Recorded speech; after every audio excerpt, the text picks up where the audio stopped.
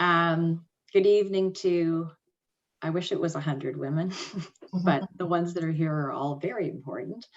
It is truly a pleasure to be here this evening, and I would like to thank the nominators, number one, and even just to have this space and this opportunity to bring the story to you of Luke's Place, especially to many who might not know the story. I'd also like to acknowledge, before I start to speak about Luke's Place, the two valued community charities that I'm going up against this evening: Community Justice Alternatives of Durham Region and Backdoor Mission for the Relief of Poverty. I wish everybody good luck. I know that we're all searching for, every last dollar in the community, especially during COVID, and our charities are all close to our hearts individually, and your charities are close to my heart too.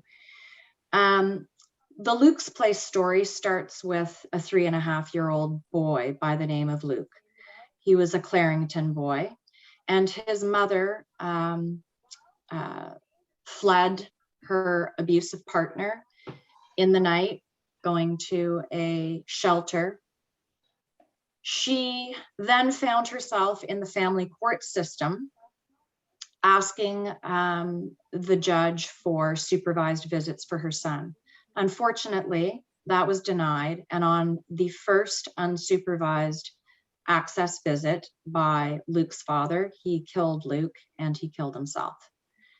It was following this tragic event in Clarington that many great minds in Durham region came together: political leaders, lawyers, survivors, other organizations, including the founding and current executive director of Luke's Place, Carol Barkwell. And they met to explore what solutions might exist and recommendations that they could collectively discuss, specifically around custody and access issues as it relates to the family law system for women fleeing abusive situations with their children.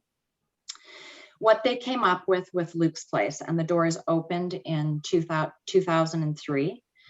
And we are, in kind of one sentence, we are an award-winning nonprofit center of excellence whose main goal, or what we really were solely devoted to, the safety and experience of women as they proceed through the family court process after leaving an abusive relationship. And we do this by providing them with legal wraparound services. Up to 75% of women who leave abusive relationships, they navigate the family law system without a lawyer.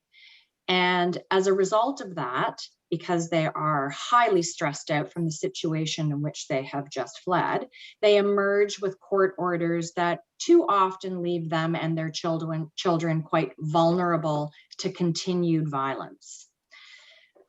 So furthermore, we also know that the most dangerous time for a woman in an abusive relationship is during or soon after separation. That's the very time that she's most likely to begin her family court process, and the very time that she is the most vulnerable to violence.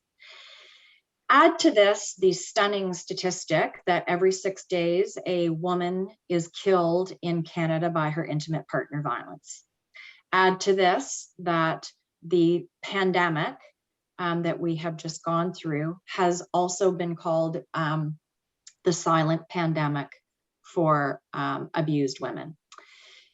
So the pandemic has definitely shone a light on increased rates of gender-based violence, and our stats clearly show this. This past year, Luke's Place served 1,000 women, more than ever in our history, and 413 of those women were from Ajax, Pickering, and Whitby.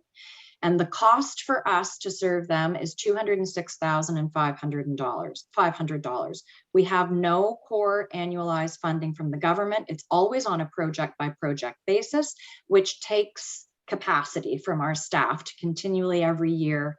And so we rely heavily on community donations, whether it be foundations, service clubs, organizations like yourself. So although we are continually advocating for it, Luke's Place, as I said, has never received core operational funding. And so that's why this is very important to us. So I would like to thank you finally for recognizing the impact of our work in the community, and certainly for choosing us tonight to be a part of your organization and bring awareness about our organization to you. So thank you very much.